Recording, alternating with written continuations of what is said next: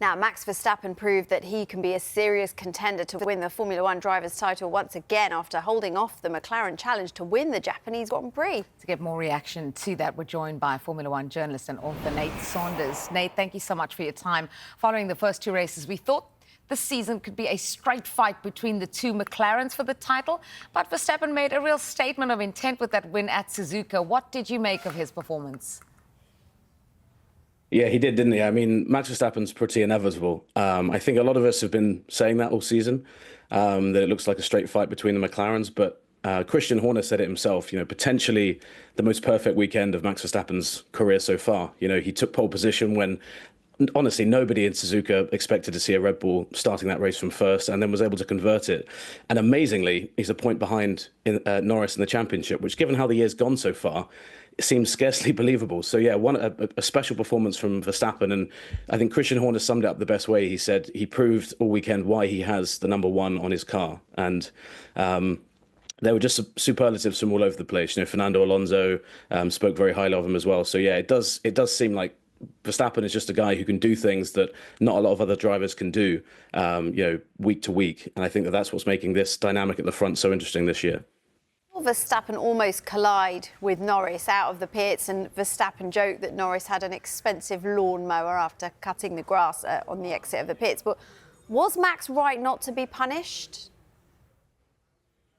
Yeah, I think so. I think the stewards got that spot on. In fact, they didn't even look at it. They usually they'll note an incident, they'll have a look, and they'll come back. And they didn't even decide to do that. So it just shows you. I mean, if you look at the footage, Verstappen is pretty much driving straight out there, and Norris, he is released alongside, but never really in front. So I think the interesting thing there was that Norris basically after the race admitted, yeah, that was fair what Max did. I think in the heat of the moment in the car, he felt he'd been wronged quite badly. But yeah, I think that was just one of those racing incidents that seems to happen. And I thought for a little moment it might be the flashpoint between Norris and Verstappen that we've all been waiting for. We saw a few last year, but it kind of cooled over, and they were having quite a good joke about it at the end, like you said. Yeah, now Max mentioned the cooler conditions probably favoured Red Bull. How do you rate his title chances this season then? Very highly. I think, whenever Max is in Formula One, for the foreseeable future, I think he's got to be considered a title contender, especially when he can do things with the car that we can see him do at the weekend. I think the thing with Max is that he clearly isn't happy with this Red Bull car at the moment, but I think that it is competitive. There's this question in the paddock about how bad or how good the car is, and it's hard to judge that because we've never really had a good reference point from his teammate. But there is a feeling that Max can kind of outperform that car. What he needs to be a contender throughout the season is for Red Bull to improve that car as they go, because we've seen McLaren has been the benchmark team to beat all season long so far, and he can't just rely, or rather Red Bull can't just rely on Max Verstappen being Max Verstappen all season. At some point over a season so long, you have to give him the car that can match week to week. So I think it's high, and I think that Red Bull, we've seen time and time again, Red Bull upgrade good cars, build good cars, etc. They've just got to stay on that course this season. But I think that leaving the paddock at Suzuka yesterday, the feeling was that while many of us went into that weekend thinking it looks like a fight between the two McLarens out in front, there's a third person in that fight now, definitely, and that's Max Verstappen. So yeah, I think that he's got as good a chance of winning as Lando, as Oscar, and another reason for that as well is obviously that he has that experience. He's won 4 championships on the bounce, and I think that right now there's nobody you'd put close to him as the best driver in Formula One. So yeah, he's got to be considered a favourite for sure. Let's come on to Lewis Hamilton, because it's been a difficult start for him at Ferrari, finishing 7th behind teammate Charles Leclerc. How big a concern is this for Hamilton and Ferrari? Yeah, I think it's quite big. I mean, look, it's early days yet still, and I don't think Lewis Hamilton joined Ferrari to win, any of the first few races. He did get that sprint win, obviously, in China, a race ago. But yeah, Ferrari does seem to be in a little bit of trouble compared to, the likes of Red Bull, the likes of Mercedes, even who've looked a bit stronger. And I think the biggest concern so far is that he's that step behind. Now, I don't think after 3 races anyone's going to be really making any crazy statements about where they're at.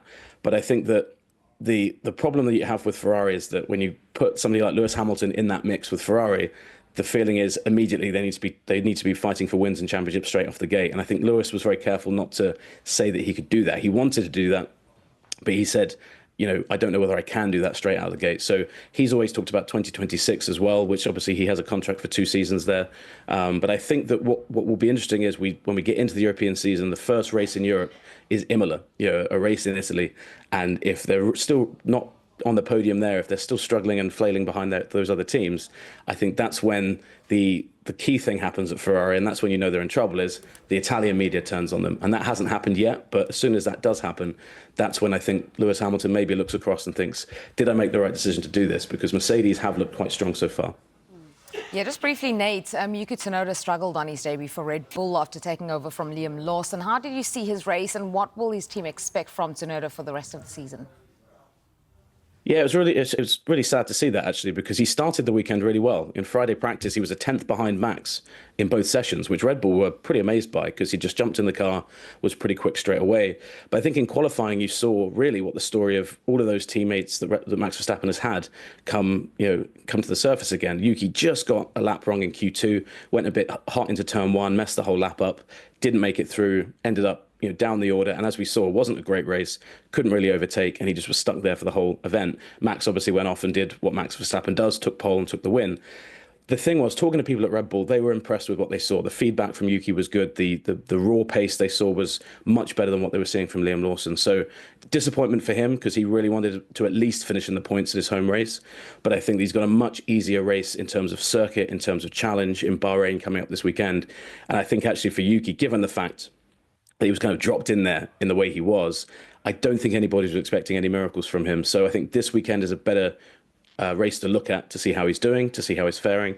And everybody I spoke to at Red Bull expects that, nobody's thinking Yuki's going to be up there challenging Max for wins. That's not what they want from Yuki Tsunoda. They just want consistency. And I think they're going to expect to start seeing that this weekend. And I certainly do as well, because I think Yuki proved during those first sessions that he's not overawed by the challenge. It was just one lap in qualifying, really, that had a pretty big negative impact on his whole weekend.